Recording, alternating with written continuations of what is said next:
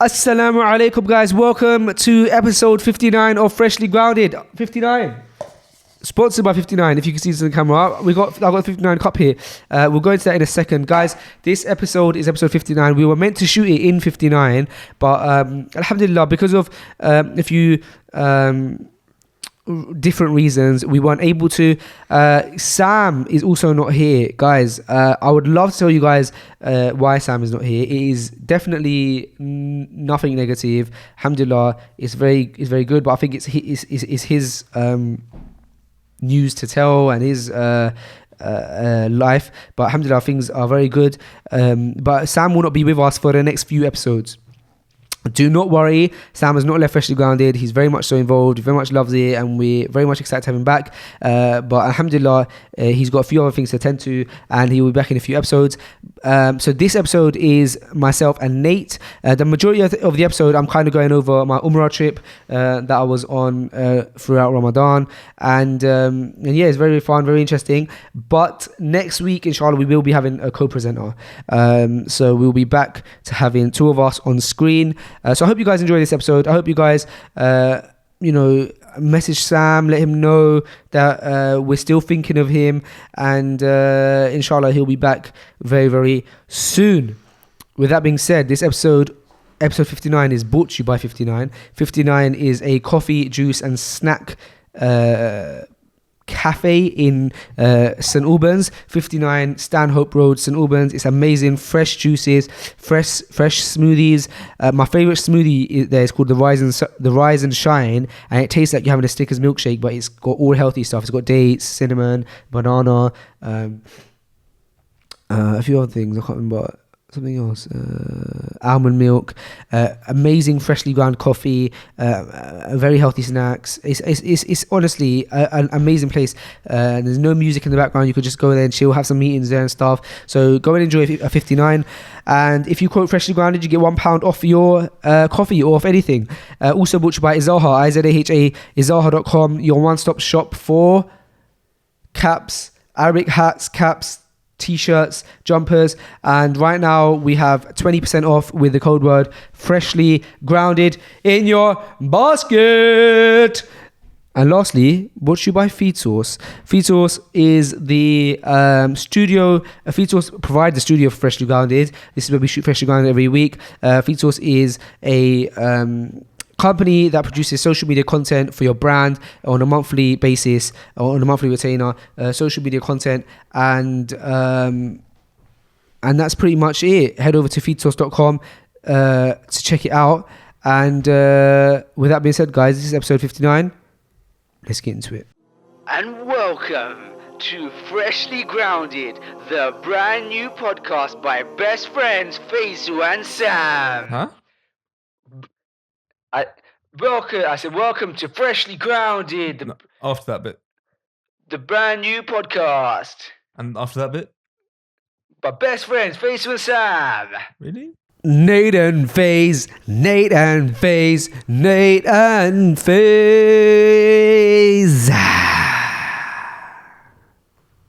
Assalamu alaikum, Nate. Wa alaikum salam. We are back in the building. Alhamdulillah, after 3 weeks out of Freshly Grounded, we are back. Now, we're not all back, but I would have explained in the intro why Sam's not here, and inshallah he will be back within the next couple of weeks. But it's all good. You got Big Faze in the building. You got Little Nate in the building. Woo. Alhamdulillah, and we're going to have a nice episode. We've got so much to talk about, guys. We got so much catching up to do. We have not been on air for the last 3 weeks, which has been a shame, because this is like, we always mentioned it before, it's like a counselling session for us, let alone, some company for you guys on your journeys, and sometimes some insight and some knowledge when we do have insightful and knowledgeable guests. Unfortunately, today we do not have neither insightful guests nor knowledgeable guests. Neither do we have guests. We actually just have myself and producer Nate, alhamdulillah. But we're still going to have an amazing episode because we've got a lot of catching up to do. why were we away in the past 3 weeks? Why did we not shoot an episode? The reason we were away was obviously it was the month of Ramadan. We did intend to still put out episodes in Ramadan, which we did, I think, for the first week.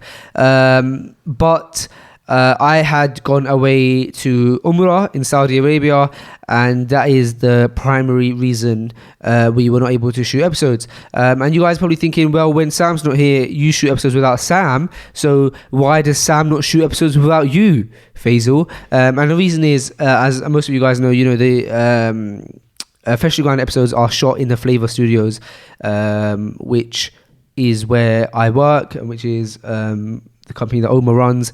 And so Omar and I were both there, and Sam does not live in the city of London, so he has to travel from outside London. And so with all of this palaver, it's not really possible for Sam to do an episode alone. And that's pretty much the crux of the situation, really. But yeah, we will be having a bit of a natter and just enjoying it. It's just nice to be back. So Nate, how have you been, man? Last 3 weeks, how was your Ramadan? This is your first. We were speaking before Ramadan started that will be your first Ramadan as a Muslim, and now that Ramadan is over, give us a breakdown, man. How were the first 10 days? How were the second 10 days? And then how were the final 10 days? Well, basically, it was an amazing experience, alhamdulillah.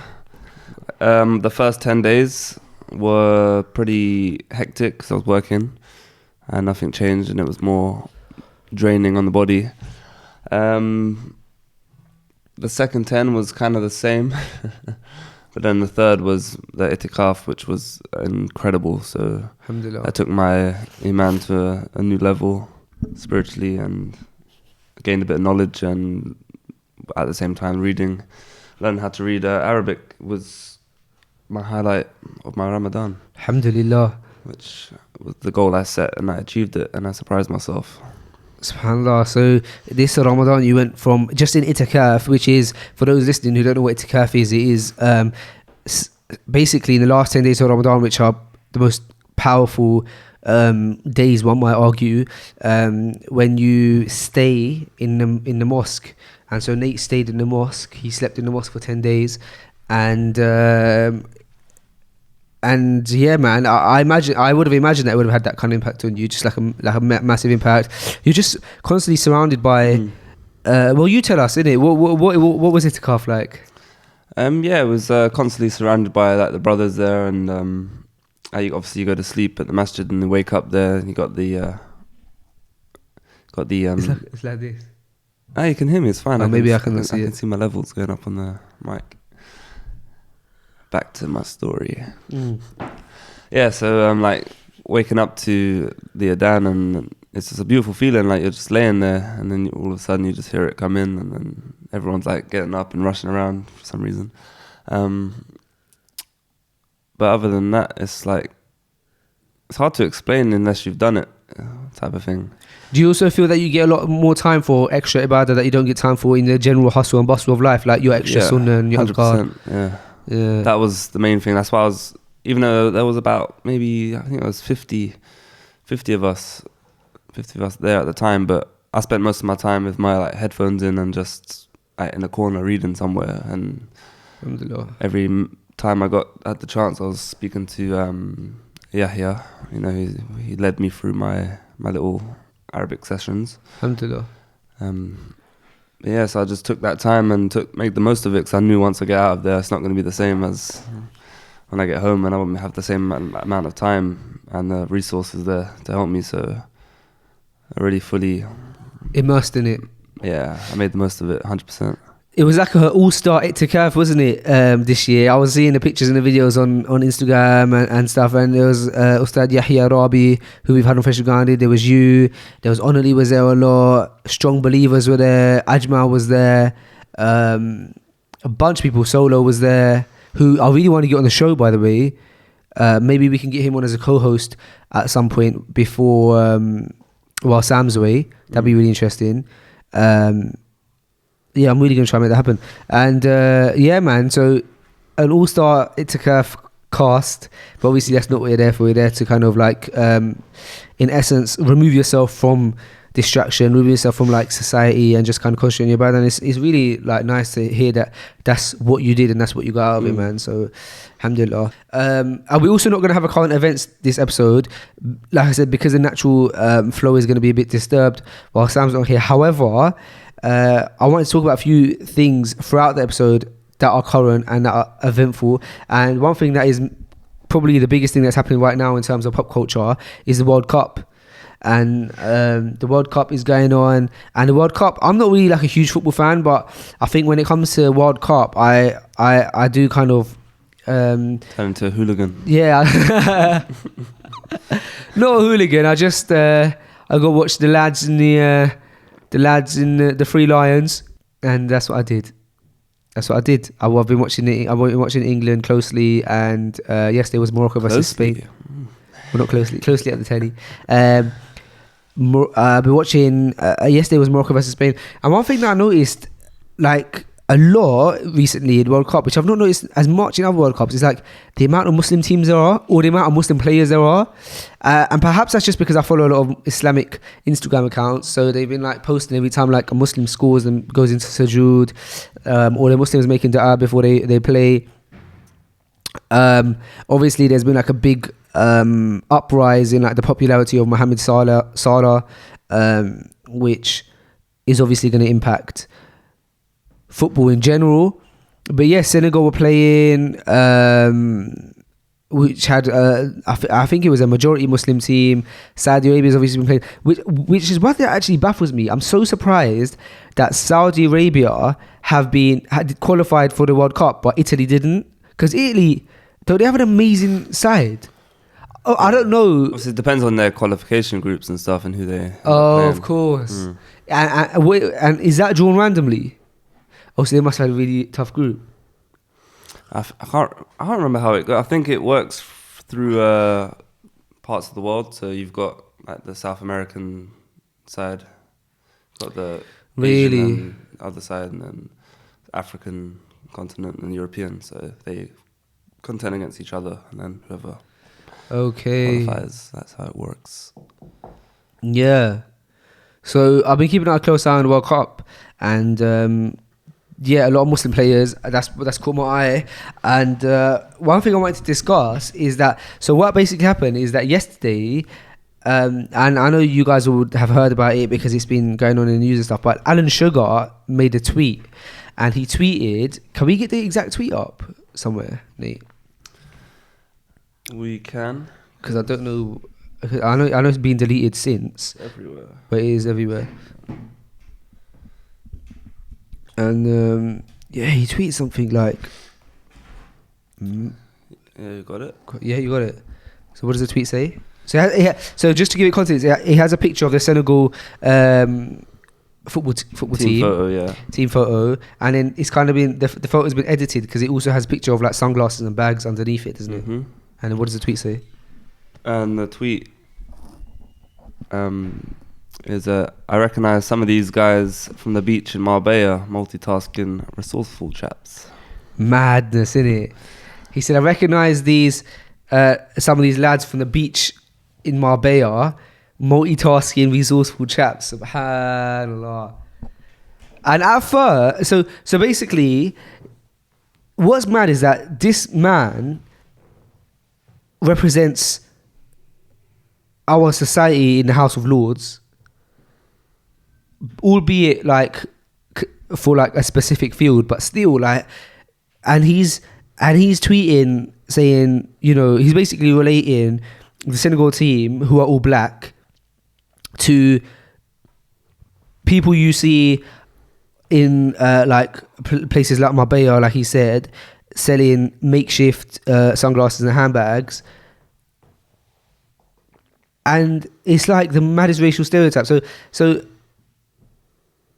I didn't know what to think about it at first. I suppose Nate, I was like, Nate, like, what do you think about it? And Nate was telling me that obviously his thoughts on it, and I was just a bit taken back by it. And then what shocked me more was, although that did shock me, you kind of used to celebrities maybe slipping up, especially in the day and age of social media, where like there's so many methods of communication for celebrities and for people in general, that eventually you are bound to say something that's going to get you in trouble. You're bound to slip up. You're bound to say something that perhaps taken out of context. So it didn't surprise me as much that he said something that was clearly racist, although it did surprise me.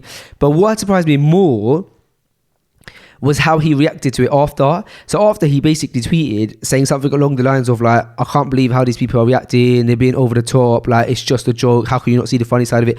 So after he got mad backlash over that tweet, he still defended it. I was like, you lot are being OTT by like not finding it funny.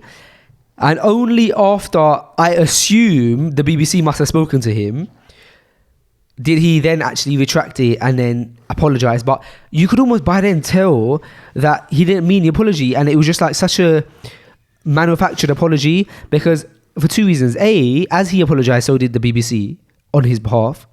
And then B, because he had already had time to consume the feedback from the public, which was negative, and then ponder upon his actions and make a calculated judgment sometime after he had tweeted it based upon his own actions and the feedback of the public and the reaction of the public, and then still say a tweet defending his actions. So that's what kind of puts a nail in the coffin for me anyway. And then obviously it almost seems very clear that someone obviously in the BBC is like, look, you're an employee of the BBC, you represent the BBC, this, that, the other. We know you might not have meant anything by it, but X, Y, and Z, and it basically apologise. So then he puts out an apology, and this is amidst some media have been focusing on his show, which is The Apprentice, of recent times, and saying that they need to have more ethnic minorities on The Apprentice. So that kind of now like also adds to the mix, because it's like there's already talks about you need to have more ethnic minorities on The Apprentice. Then he does this racist tweet, and then so there's more stuff that keeps adding fuel to the flame. So another thing that adds fuel to the flame is that Alan Sugar himself had in the past spoken out against the Labour Party for being, and I don't know too much about politics, so this is all stuff that I've been reading from the articles and stuff, but it's worth mentioning. So he spoke out against the Labour Party and basically spoke out against them for being anti-Semitic. So he basically believes that they're anti-Semitic. And so for someone who clearly, I don't know, has an eye for racism, or not an eye for racism, but like seems somewhat wants to be alert about the topic of racism, to then come out with something like that. And even if you're like, even if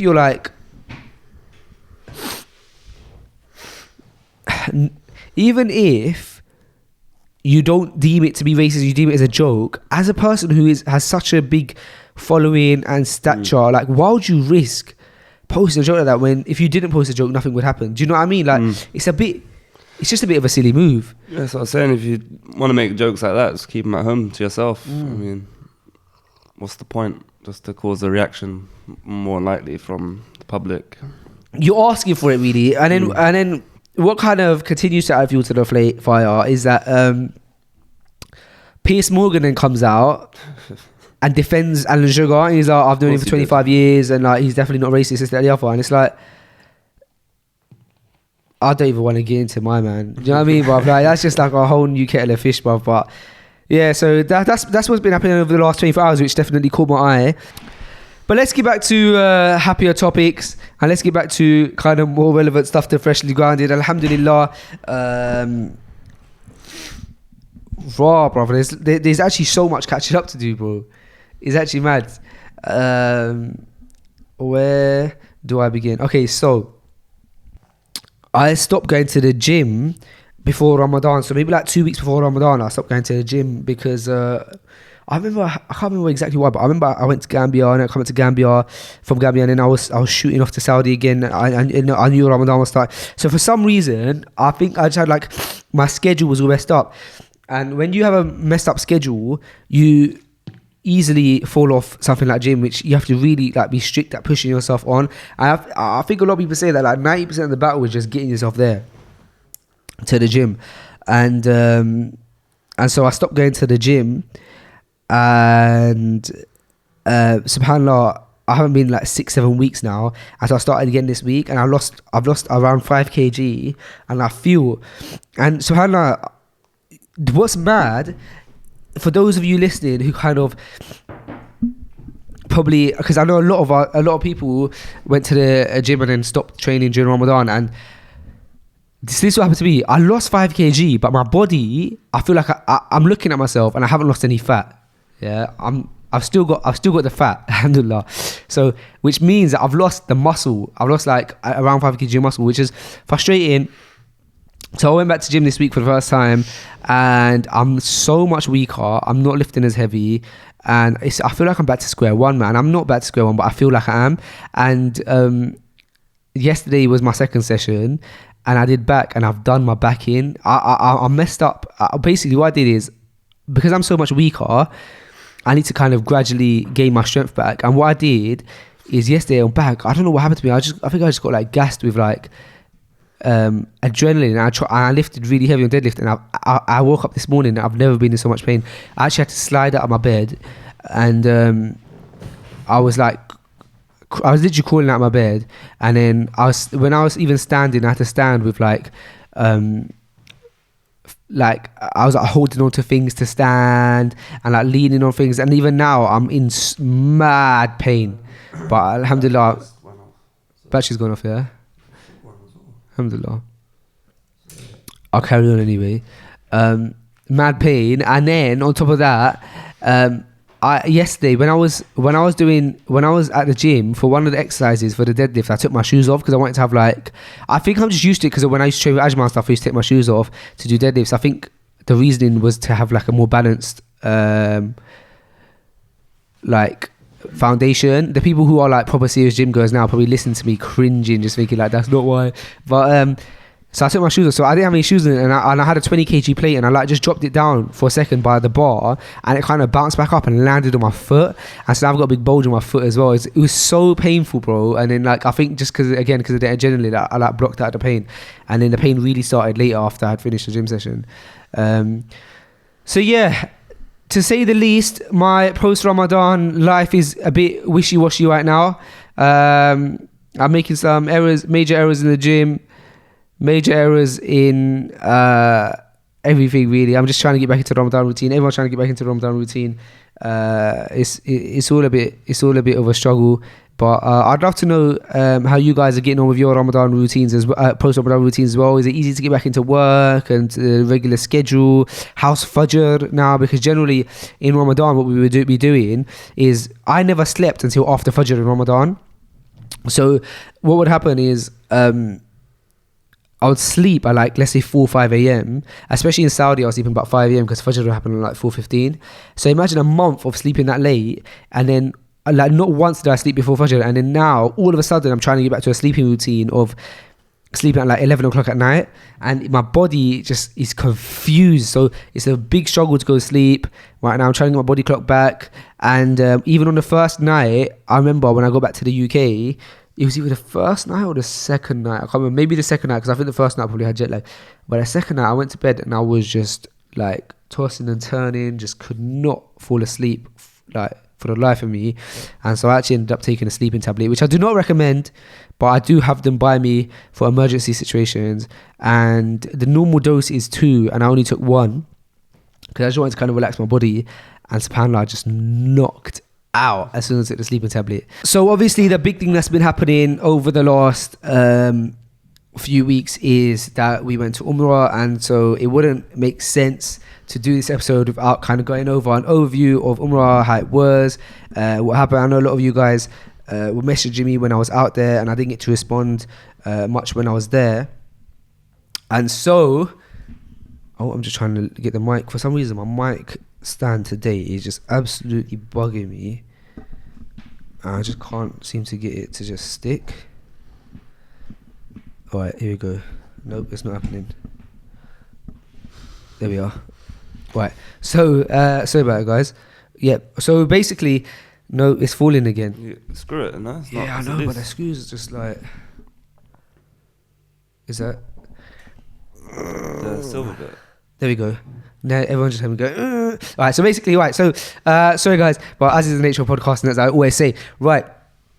So Umrah. So let's break it down from the very beginning. All right. So alhamdulillah, we knew we were going Umrah for a few, probably I want to say like a month or so before we actually went. The reason I didn't mention it before was because I didn't know whether I was gonna actually talk about it or even tell anyone about it. Mainly because I was trying to mentally make sure I was prepared myself and I wasn't doing it for the wrong intentions, etc., etc. And so I didn't really mention it much, but obviously by the time we got out there, I was uploading here and there, and so kind of everyone found out naturally. So yeah, so what happened is it was me, Omar, Abdul Hakim from Sunnah Remedies, and another brother called Ali, who is probably listening to this right now and smiling, and I know you will be, Ali. And alhamdulillah, it was an amazing trip. First of all, the brothers that we went with, it was absolutely amazing. I could not have asked for like a better bunch of brothers to go with. Just like the group dynamic was amazing. You know, the strengths that some people had, the weaknesses that some people had were, which was mainly me to be honest, were counteracted by the strengths of other people in the group, which was nice. It was very nice that it was a small group because you were able to concentrate a lot more. I know a lot of people do big groups when they go to Hajj and Umrah, and I don't know about Hajj because I haven't been, but in regards to Umrah, I definitely prefer not to go into a large group. And the reason is just because you want to be able to do your own thing and make your own decisions, but also be in a big enough group or a small enough group to be able to have fun and, you know the people around you, etc. And so it's 4 of us. We all stayed in one room, which sounds weird because where we all probably do holidays and in the UK and stuff, you'd never find a room that will fit 4 people. But in Makkah and Medina, it's very, very normal to have even in fact in our Makkah hotel we had 5 beds, let alone 4. But yeah, so first of all we went to Medina, which was absolutely amazing. Just like the mosque in Medina, the Prophet sallallahu alaihi wasallam's masjid is just stunning, like absolutely amazing. There's no words that can describe it. And so we were in Medina for the first few days, had an amazing time. It was so peaceful. Literally the first day we landed, we did iftar we landed just after Fajr, and so we got there, we prayed I think we went to sleep, and then because we missed Fajr, and we prayed Dhuhr. There was our first Salah. Yeah, that was it. And literally we prayed Dhuhr. Then we ran into a brother, alhamdulillah. We ran into a brother called Sabik who follows our stuff from Sweden, and we actually bumped into Sabik loads of times throughout the trip, subhanallah.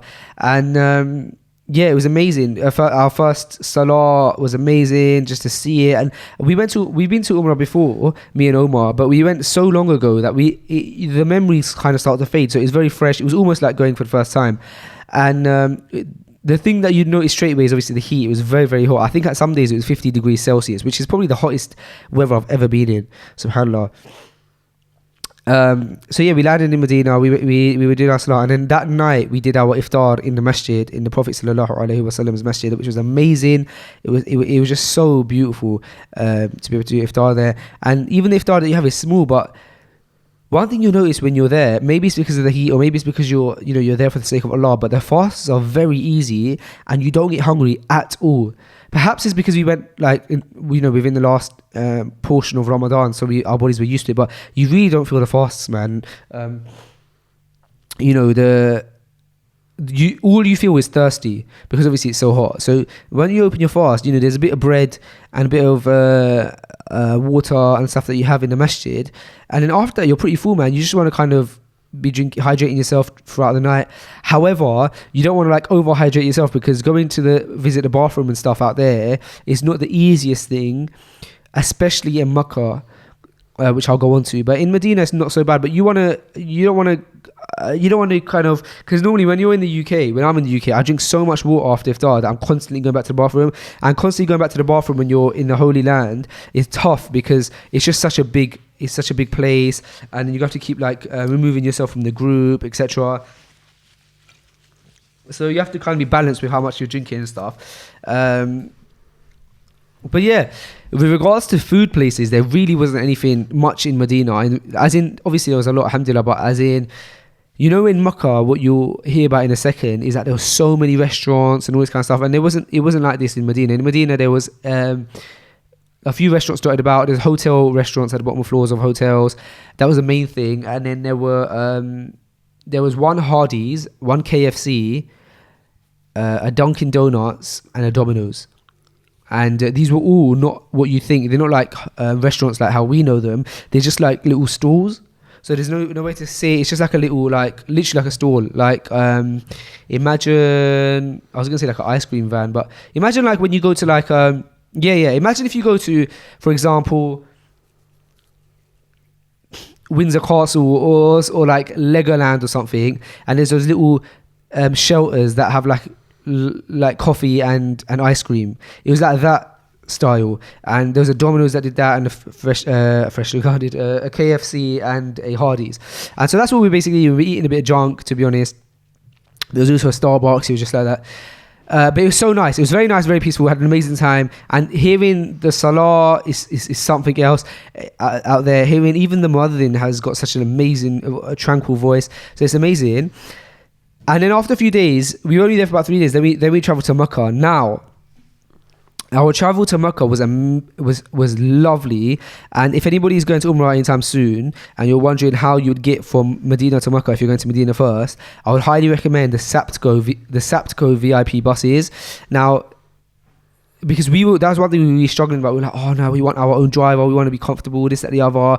Like, we want to get our own driver, and in Ramadan the drivers are very, very expensive, and also it's very hard, and you have to get and also in that heat and fasting that heat, and driving for like 5.5 hours, you know, you're also conscious that the driver's you want to make sure that the driver is like, you know, on job. You don't want to be having a crash and stuff, yeah.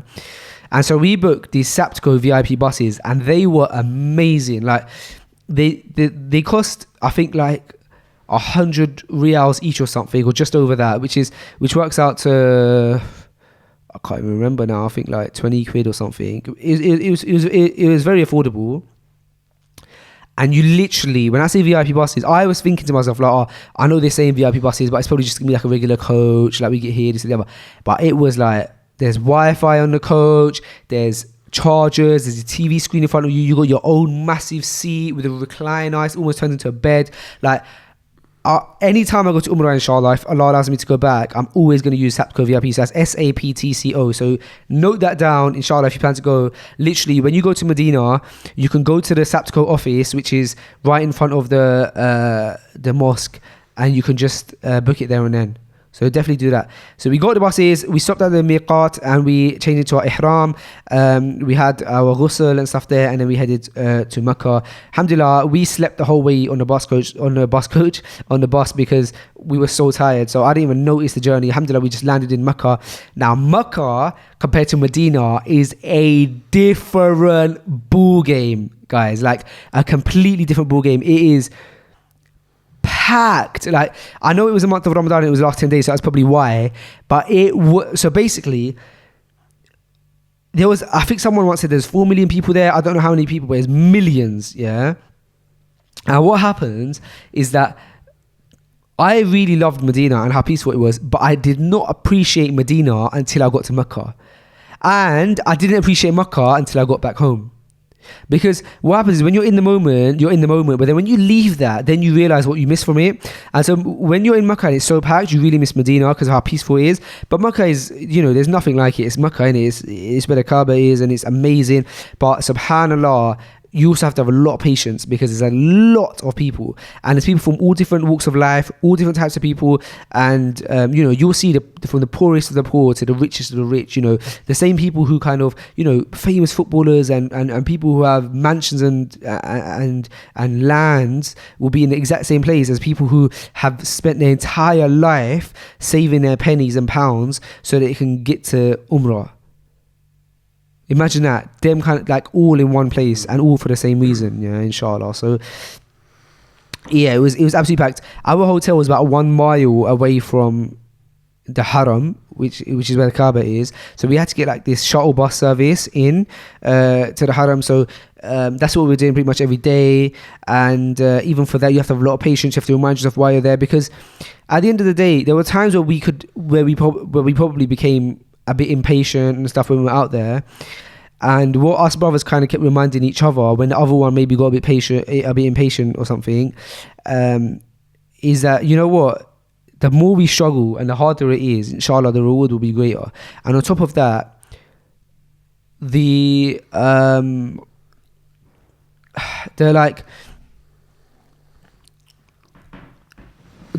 it's actually a blessing from Allah that we're able to go there in first of all a month where there's so many reward, in the month of Ramadan, and on top of that in the last 10 days. So it really was amazing, and we had to keep reminding ourselves of that, because it was a lot of hardship when you're out there. First of all, the blazing heat, then on top of that you're fasting, on top of that you're not that close to the masjid, so you're getting these really busy buses in and stuff. But alhamdulillah, there's no feeling like it. And my favorite place in the Haram was probably the roof. On the roof, it's just like, you get to see the Kaaba below you, and all that stuff. It was a special thing, man. It was a special thing, and it was just amazing. I'm just like reflecting back on it now, which is why I'm kind of slowing down. But I think one thing there's so many things I took from my time in Makkah, and I'm going to go through some of them now. One of them is that probably the biggest benefit I took from my entire Umrah trip was that now more than ever I want shade on the Day of Judgment. And that sounds like, why is that what you got from that? And the reason is because obviously we know that Day of Judgment is a day where, all we're going to want is shade on a day where there's no shade. And there are 7 types of people that will get shade, obviously, on the Day of Judgment. And I want that so bad now. And the reason is because when you're in 50 degrees Celsius heat, if I'm not mistaken, and you haven't drunk water in hours and hours, and you've been walking for a long time, the minute you get into some shade or into some AC, there is no feeling like it. It is irreplaceable. And when I felt that, I thought to myself, subhanAllah, this is just dunya. Imagine on Yawm al-Qiyamah when it's going to be even hotter, it's going to be even scarier, and I'm going to want shade even more. And so that's the biggest benefit I took from being in Umrah, and that shook me up a lot. The second thing I took is that, you hear a lot about Sheikh Sudais, and you hear about all of these different reciters in the Haram, Sheikh Shuraim, Sheikh Muwayqali, if I pronounced his name correctly. But when you're actually there and you hear these shaykh reciting, you hear these imams, it's a different level. It's absolutely amazing. It's shockingly amazing. And one thing I took from it was these imams, they understand the Quran on a level where someone like me can't even can only pray to understand the Quran on that level. To the point where every time Sudais was on the mic, and that sounds weird, didn't it, saying that, but it's true, he was on the mic. Anytime Sudais was on the mic, within seconds his voice was quavering, shaking, and then within seconds he was crying. Crying so much, and the time it's not that surprising, because you listen to these imams recite Quran and they're crying and it shakes them. But the time it really hit me was when Sheikh Sudais, I think it was in the Witr, he recited Surah Ikhlas, Qul huwallahu ahad, recited that surah, and actually he started breaking down. For a lot of people, that's a really powerful surah as well. But akhi, imagine we recite that surah so often. For a lot of people, it's probably the most recited surah. And so it's bro, imagine how many times Sheikh Sudais has read the Quran over and over and over again. And akhi, every time, akhi, even now to this day, he struggles to get through an ayah without crying, akhi. To understand the level, the Quran, and that level is something else. Can't even fathom it. It's insane, bro. And do you know what I was saying to the brothers? I was saying to the brothers, look at the level these guys are on, And like when it took, like for example, there was one time where Sheikh Sudais was crying and it was talking about ayat of Tawbah, making repentance to Allah. And I was thinking like the level that these guys are on, subhanAllah, their sins must be like so different to our sins. Like what we see, what they see as a sin, we probably do and not even think about it as a sin. And them things are affecting them, that when they hear the ayat of Tawbah, they're crying, bro. And like, bro, and Sudais would always cry when he got to the attributes of Allah. And I said to Abdul Hakim, I was like, or Omar said it, we were saying like, every time, you know, at the end of a lot of ayahs, it will say like, and Allah is the most merciful, the all wise, or something like that. Okay, every time, so they got to those ends of the ayat, he would cry. And Abdul Hakim said this because when we hear them attributes of Allah and those names of Allah, it might not hit us, but you see when someone like Sheikh Sudais hears the attribute of Allah, he internalizes it and he knows the tafsir of that and understanding the meaning of the attribute. You know what I mean? Like we might hear, oh, the most merciful, but like what we need to internalize is like the most merciful and what that means and how much mercy he's had like given us and how much mercy he continues to give us and how much mercy we need from him. Like this is the levels, bro. You know what I mean? Of like the reflection. And so that really hit me hard as well. Yeah, and so in regards to kind of generally in Makkah, you know, it was very packed. You're constantly dodging people and like you're getting hit and this and the other, but you're trying to remain patient. The food in Makkah, like I said earlier, was, you know, you've got the options. You got so many options. Like so many options. Like the food court opposite the Haram, you just got everything in there, innit? Like from Burger King, Pizza Hut, McDonald's, KFC, Hardee's, East Coast wings, to like, so all the fast food. Then you got like all of these coffee shops. Then you got all of these like kind of home cooked food style places. You got Turkish, you got Pakistani, Indian, all of this kind of stuff. But price wise, you're spending a lot of money out there, man. Even in Ramadan, because you're still eating 2 meals a day. You're getting your iftar and your sahur, and you're buying your food out. And it's the price wise, I didn't find it any cheaper in London, really. Like in London, we're gonna spend what, £7-8 on food maybe, minimum, and that's how much you're spending there as well. So 2 meals a day, you're spending around 20 quid, so it's not cheap. So you spend a lot of money. However, on like the penultimate day in Saudi, I came across this restaurant in the Clock Tower, and it was an Indonesian place, and it cost something like it cost 16 riyals. So most food costs about 35-40 riyals there, yeah, which is about £8. I found this Indonesian place and they done this, like, I saw this thing, like I saw someone eating this thing. It was like egg fried rice with chicken with like some rice crackers. It looked proper nice in like a homemade plate, like, you know, the kind of plates you go to your auntie's house and you got them kind of plates. Yeah. Everything else is in like for all dishes and stuff. So I went to the brother and I was like, how much is that? He's like 16 riyals. I was like, yeah, let me get that. Bro, that's like £3 in it. So I went back to the brothers. I'm like, oh, I'm waiting for this food. And they were all laughing at me like, oh, 16 riyals, yeah? Like, I don't even want to try that. Not because like, obviously they're bigger and better than that, but it just seems a bit dodgy. It's like everything costs like 40 riyals. And all of a sudden, I'm getting a whole plate of fresh cooked food for 16 riyals. Like, it seems a bit suspect, innit? But I took the risk in it. Bro, it was the nicest food I had there yet. And it felt like the most home cooked. And my only regret was that I hadn't found it sooner.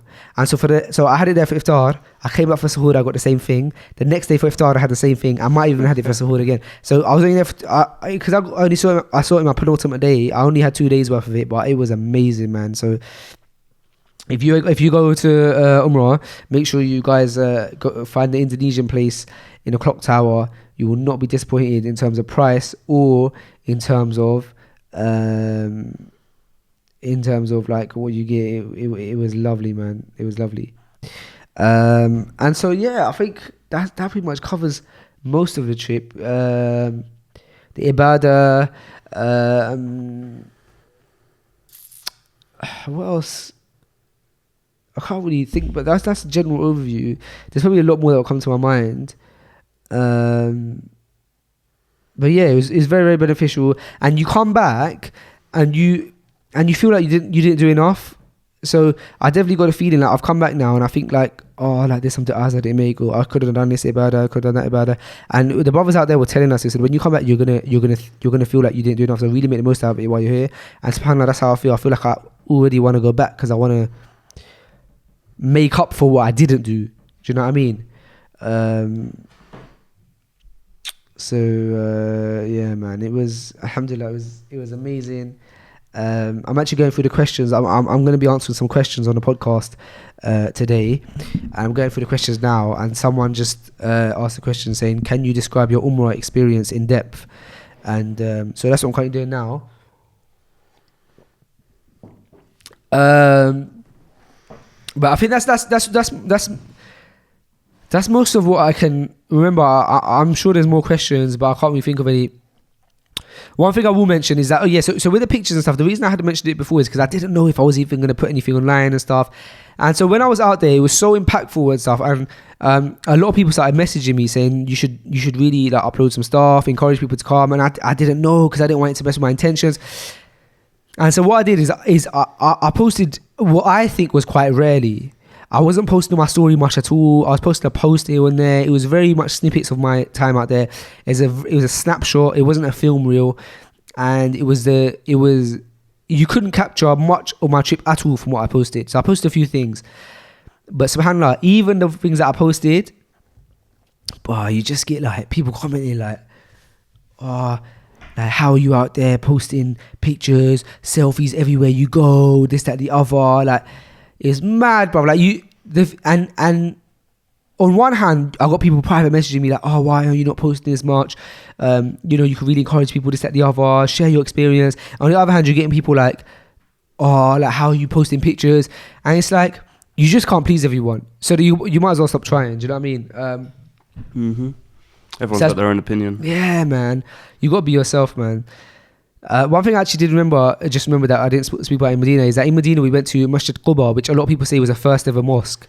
And if you pray 2 rakat there, you get the same reward as doing Umrah. And so we prayed 2 rakat there, and then we went to Masjid Qiblatain, which is one of the mosques where deep this night, that the people were praying in this mosque. And obviously at first the Muslims were told to pray towards Jerusalem. So they're praying now. And then they got the revelation that the Qibla has been changed. And bro, during Salah, they heard the revelation and they done a complete 180 and changed their... I saw that on Omar's story. Oh, did you? Yeah, they changed their direction in Salah, bro. Can you believe that? Like, look at how we are and how they were, the Sahaba. Like, they hear and they obey. And look at us, like, we hear and we try and find little loopholes, or we say, yeah, but is that really true? Do you know what I mean, bro? SubhanAllah, man. May Allah forgive us. Alright, so I'm just going through some of the questions now. Someone said do a meet and greet in Dubai. I would love to, man. I SubhanAllah, over the last couple of years, I've had the blessings of having a lot of work in Dubai. So who knows, I might be back, inshallah. A lot of people asking about my Umrah. A lot of people asking about university. But I tend to reply to university stuff so much. So you can pull back previous podcasts and kind of hear my opinion on university and stuff. I don't want to talk about it too much because otherwise we'll just constantly be talking about it, man, because we talk about it a lot. But as an overview, yes, I went to university. Alhamdulillah, I got my degree. But would I recommend university? You can't paint everyone with the same brush, and you can't really give because situations are subjective and people's situations are different. But as a general consensus, I would not recommend university, especially in this day and age, the way things are going, technology. But it is specific. Yeah, another question about university. We're getting quite a few questions about universities. Just going through the questions now. What type of questions are they? Do you recommend uni? Is that stuff like, do you recommend uni, or I don't know what to do at university? And the thing about that, bro, is that it's a weird question, to be honest. Yeah, I think because a lot of our listeners, alhamdulillah, are at the age where they maybe at university or they're trying to figure out what to do Considering it, in their yeah. lives. But university is a tough one, man. And like I said, we spoke about it before, but the general thing advice I gave, and this is personal advice, it's not advice from a professional, it's not advice that someone should take on board with their circumstance, but my advice, having been to university and having a brother who didn't go to university and comparing our two lives, is that you can either spend those 3 years in the real world and make loads of mistakes, but by the time your peers are out of university, you've climbed a few steps up that ladder, and your peers let's take, for example, me and Omar. So while I was at university, Omar spent those 3 years making loads of mistakes, making loads of losses, making loads of bad judgments. But then by the time, at the end of those 3 years, he had got himself somewhere, and I was starting by the end of those 3 years where he had started 3 years ago. So he had now got 3 year head start on me. And I think in this day and age, unless you're being a doctor, a dentist or something like that, it really is not worth it. You make that head start, man. Unless it's like you're going for a degree where you're, at the end of it, you're guaranteed like a certain role that maybe your family have something that you need this for and that, but other than that, I don't think it's necessary. Yeah, and that's my personal opinion, man. That's it's my personal opinion. And another case study to look at is Tim Ferriss. Tim Ferriss, who's got like the #1 podcast in the world, who I agree with on some things, disagree with on a lot of things as well. But what is inspiring is his story about how he kind of got into business, and I believe he has investments in Uber and Facebook, and how he made his money was through investing. And what he did is he wanted to go to a business school in America, which I think cost $200,000 for this big business school. And so he had saved up this money, $200,000, to go to this business school. And what he said to himself is, I can either do this 2-year course or something like that, 2 or 3 year course, or I can use this $200,000 as a personal education thing, where I imagine that I've already lost $200,000. So I'm going to spend $200,000 either on education formally or on education generally. And so what he said he will do is he's going to use that $200,000 as a budget, and he's not looking to make any money off it, but he's going to make as many mistakes as he can with it, and then he'll learn. And the same way over the next 2 years or 3 years, and the same way that same thing he would have done at college or university. And so he did that, and he made some amazing investments. He made some losses. He made a lot of mistakes. He made a lot of good decisions, and now he's at where he is now, where he is financially very well off. He has a #1 podcast in the world where he talks about his story, and he didn't go to uni. So I think it goes without saying, bro, to be honest, that it's definitely a specific thing. It's a specific matter. But I have kind of a... I think life just takes you down a different route, depending on who you are. I think it depends on your attitude to life, really. You don't even need to, like, school on itself hasn't changed in centuries. It's the same system. It's just backwards. I agree, bro. Do you know what else, bro? It's almost like, as a society and as young people, we don't know what to do with our lives, especially with a world that's moving so quick here. And so sometimes we just go to uni because we just know it's the next step. Because society and the system is created like that to know, right, it's school, then after school it's sixth form or college, and after sixth form or college is uni, and after uni then you get a job. And it's like, why though? Because legally after 16 we don't need to be at school. And I think that formally, in terms of formal education, we learn enough up to the age of 16, where after 16 or even 18, we can then get on with our lives. And I think that all you're doing is postponing that. And you're actually, for me, it was a case of procrastination. I just thought to myself, right, if I go to uni, I'm going to get an extra 3 years where no one can ask me nothing because I have the excuse that I'm at uni. So no one can be like, oh, what are you doing as a job? Why are you not doing this? Why are you not making something of your life? Because my excuse is I'm at uni. That's a very lazy, a very procrastinating, and a very bad mentality to have. And I think that, as I'm saying this, a lot of people might resonate with that, because I think that is a normal thing that people think to themselves. It's like my parents won't ask me nothing, my uncles and aunties, no one's eyes are going to be on me because I'm going to be at uni. And I've got this thing, but I don't know.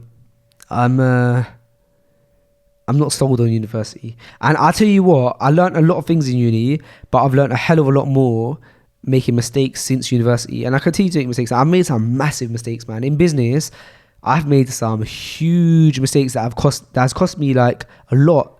Not just in money, but just in terms of money, business. But I'm so thankful for those mistakes. I'm thankful to Allah, because I've made mistakes that have learnt me. Did I say that have learnt me?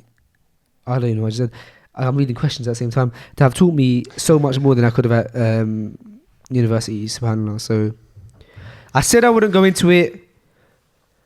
And look what you guys have gone and done. You've made me get into it. And I said I'll give a general consensus. I ended up giving an overview. And this seems to be the thing that I always do, to be honest. Alhamdulillah. Looking at the questions. When are the Midnight Blue Salam caps back in stock? I need to stock up for the summer, inshallah. They are on their way. They are with the manufacturers. The order has been put in. So inshallah, the Midnight Blue caps will be back in stock very soon. Keep your eyes out for those. This person said, "What influenced you to begin a podcast? And did you ever expect such a huge positive impact from Freshly Grounded?" Many things impacted me to do a podcast, and I think we've mentioned it a few times in the podcast. But generally, if I try and be quick with it, which I never am, because I always dance around the subject before I actually give the answer, which is literally what I'm doing as we speak. Generally, when I wanted to stop listening to music because it was just infiltrating my ears and it was not adding any benefit to me, I decided that I wanted to benefit, and sometimes I wanted to listen to things that were easy on my ears, but while still benefiting along the way. So I listened to a lot of podcasts. A lot of the podcasts I listened to were based on either business or sport. When I was going to work, on my journeys is when, time is something that we really got to utilize, and we got to benefit as much as we can.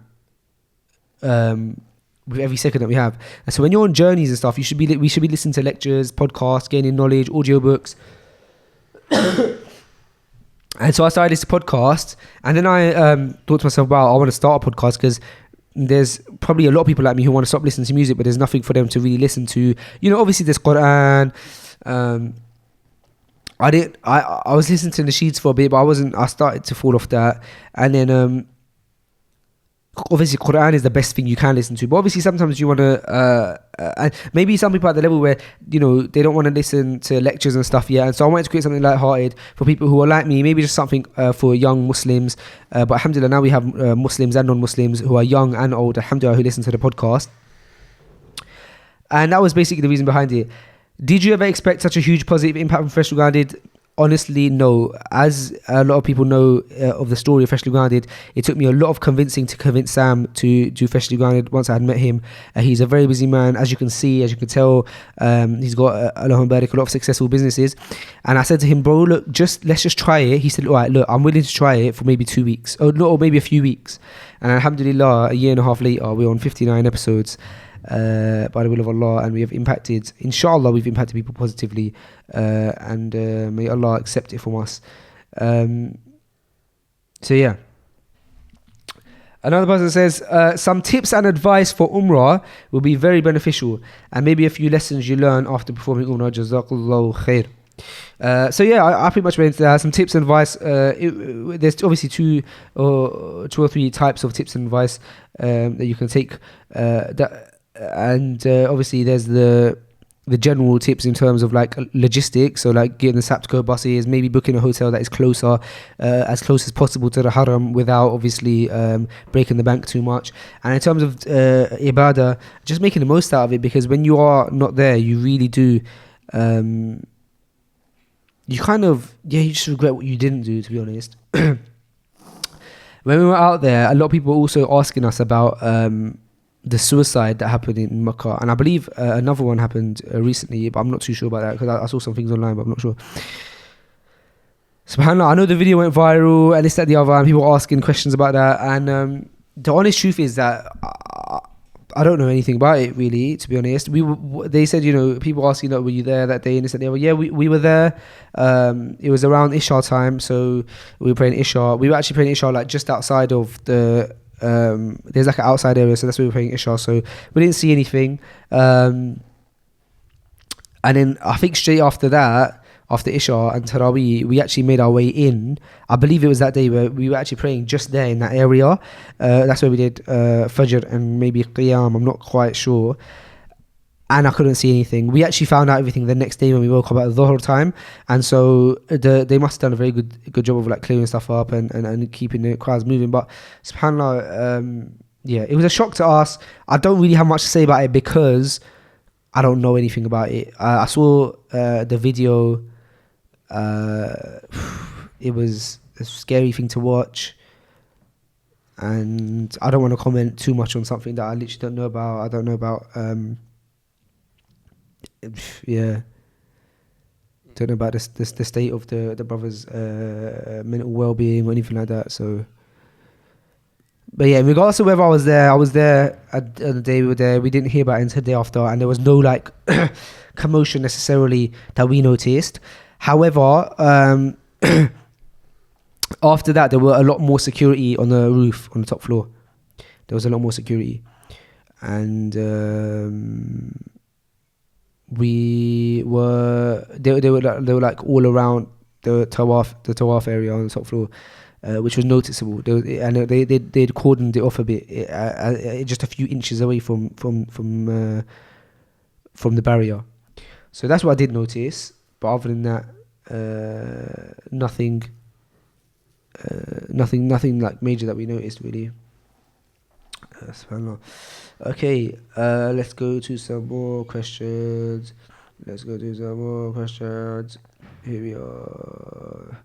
Just looking through them now. Okay. Advice for students leaving high school and starting college. I kind of went over the student thing. College, I mean, I would kind of recommend college. College for me was good. Sixth form was good. It was beneficial. So yeah, man, if you want to do it, do it. I think it's quite good studying until you're 18. Can you describe your Umrah? Some generic questions. How's your experience in Makkah and Medina? I'm glad I did talk about about Umrah in this episode, because I was going to kind of leave it until an episode where I had a co-host so that we could kind of bounce off and talk about my Umrah experience. But it seems like a lot of you guys want to hear about the trip. Sorry, I'm reading the question. A lot of people want to hear about the trip, so alhamdulillah, I'm glad I mentioned it. Another question about university. I don't know what to pick. What do you recommend? And is bachelor's in business a good idea? Personally, I would say no. If you're going to do business, get into business. I would say make all your mistakes, and in 3 years, inshallah, you have learned a lot of lessons. Someone said, any advice on being consistent on something? I'm not very good with being consistent at things, so probably not the best person to go to for advice on being consistent. Nate, any advice on being consistent on things? I think that's probably the most important key to anything, really, is consistency. Because that will take you from 0 to 100, real quick. Like if you maintain something, you'll ultimately you will be successful in it. Very true. That's how I've kind of lived my life, because I finished high school. I didn't go anywhere else after that. Well, I didn't finish high school, but yeah. But you finished high school, but you, as in, not at the stage that most people finish high school. Yeah, exactly. You finished high school a bit early. It's a conspiracy. a few years early. No, but yeah. So after that, it's just being consistent in life and trying to get somewhere. And yeah, alhamdulillah, I'm here now, and this worked. So yeah, can't complain. Allah loves the deeds that are consistent, even if they are small. And so we should try and do some small, consistent deeds regularly. Yeah. I got another question about Umrah. So what was the most powerful thing you took from it? Definitely, like I mentioned before, the most powerful thing I definitely took was the idea of shade. It just feels so amazing. Like I don't think ever before I've been so hot, so thirsty, and so desperate for just like coolness, and then stepped into shade and just gone, oh, alhamdulillah, that's exactly what I was looking for. And so that impacted me majorly, man. SubhanAllah. And I came back from Umrah. Imagine I came back from on the way back, we jumped on the flight, and I knocked 2 sleeping tablets on the flight on the way back. Oh yeah, I was going to mention the things that I travel with, like my traveling thing. So yeah, I literally knocked 2 sleeping tablets, fell asleep, woke up in London, and that evening, no, that was my day where, like, so I woke up in London, and then I pretty much slept like a baby. But then the next day, I was back to TV. I was back on Iman channel, and then the day after that, I think the day after that was Eid. Yeah, the day after that was Eid, and I was working Iman channel again. I was doing Eid in the park with Mufti Menk. And here's a cool story. Basically, the first time I met Mufti Menk, I didn't really meet him. I was just basically trying to get like a selfie with him, and I went to take the picture. It's on my YouTube. You can see it. It's called if you go to my YouTube, you can type it's a video called something like I met Mufti Menk or something like that. So I went to take a picture of Mufti Menk. He was like, yeah, let's take a picture. And then as I finished, I realised that my camera like didn't take a picture, like it wasn't recording. And so last minute, I like pressed the button to get a picture, and then he'd already started walking away. And so all I got is like a picture of like his beard and my beard. That was it. And so this time I was like, oh, I want to get a picture with him, right? So anyway, we're presenting the show. There's 40,000 Muslims or more. It was like the biggest Eid Salah in London. And me and Musa presenting it in front of like thousands of people. We're on like the big screen. And as we're speaking, Mufti Menk turns up, and it's the bit where, so as we're presenting, Musa's like, oh, Mufti Menk's going to be here later, leading the Eid Salah. And then I told that story about when I met Mufti Menk for the first time, and I didn't end up getting a picture of him, and he heard it because he was like walking towards us, and then he jumped the mic and he was like, I don't remember that scenario, but blah, blah, blah. So that was funny. And then I wanted a picture with Mufti Menk here. So I wanted my family who's at home to like get a screen capture of like me interviewing him, and then they didn't get it. So I still didn't have that picture. But alas, it just wasn't meant to be. But that was amazing, bro. Imagine how many thousands of people praying, bro, in a massive park, Eid Salah. And then did you see the Birmingham one? Mm-mm. Bro, there was like 150,000 people praying in one place. I think they said it was the biggest Eid Salah in Europe. Can you believe it? You could never, I was just about to say, maybe even the world, but you could never say that because obviously Makkah and Medina, innit? You'd never be able to be that. But Europe, I should imagine, definitely. Yeah. I think we're probably one of the biggest communities. In Birmingham as well. Birmingham. But should I see the other thing that we, subhanAllah, came across when we were out there in just before we round out the podcast, the other thing that we came across a lot when we were out in Saudi is when we were just tracking back some of the news that was going on in the UK, when we were trying to, if we got a bit of downtime, we would like see what was happening back in the UK.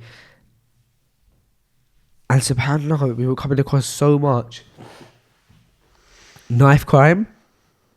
And like there was like videos of like guys with like machetes and all sorts, bro, while we were away. It's like knife crime is... I can't tell if knife crime is really coming on the rise or if the media is just now showing it.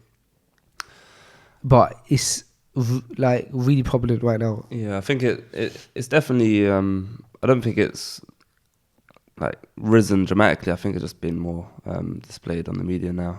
And the way social media is, and they're trying to just target a certain industry for that reason, which is not really the case.